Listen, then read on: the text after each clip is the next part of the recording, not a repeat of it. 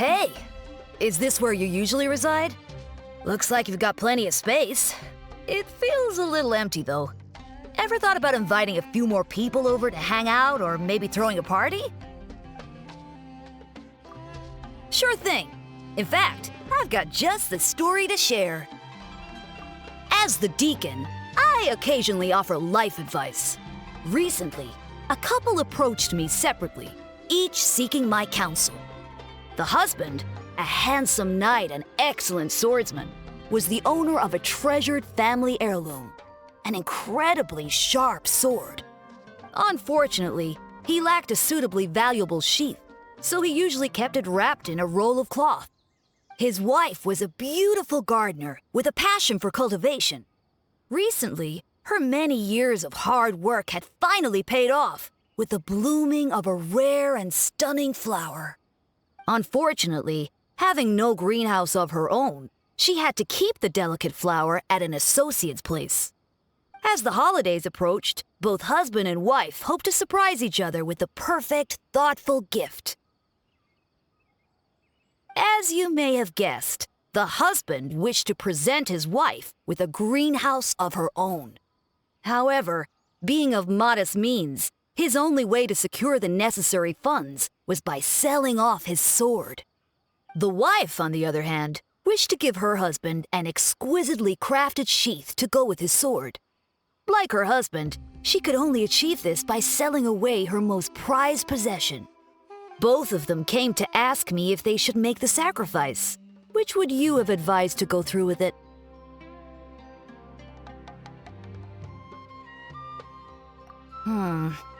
The quality of a knight's own swordsmanship is indeed far more important than that of their sword. So he should accept the loss and help his wife fulfill her dream. Still, if his wife ever learned that he had traded in his treasure for her dream, would she really be pleased to accept the gift? After all, you can always grow new flowers, even rare ones. But his sword was truly one of a kind. In either case, you could argue that trading in their treasure would be a huge mistake. There was no way to do them both justice.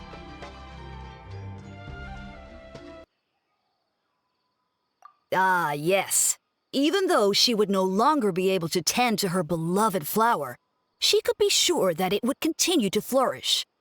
It could still thrive under the care of a fellow master, while her husband's long-time wish would finally be fulfilled. Still, if her husband ever learned that she had traded in her finest work to grant his wish, would he really be pleased to accept the gift?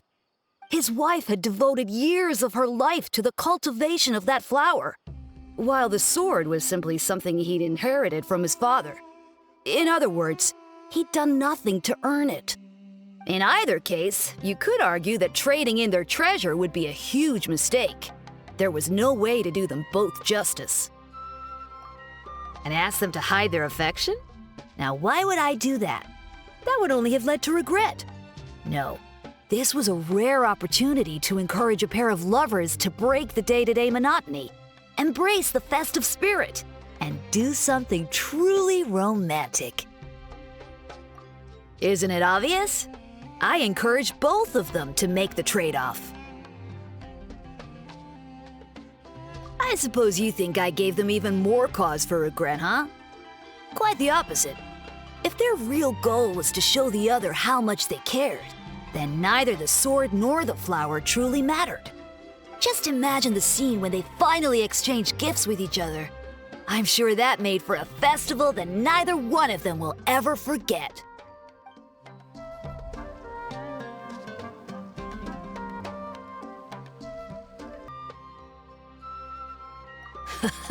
You get me, traveler. Neither object was all that important in comparison to a person's love for their partner. Just imagine the scene when they finally exchanged gifts with each other. I'm sure that made for a festival that neither one of them will ever forget. Hey, is this where you usually reside? Looks like you've got plenty of space. Good night. I just finished my evening prayers. May your dreams tonight be filled with peace and joy.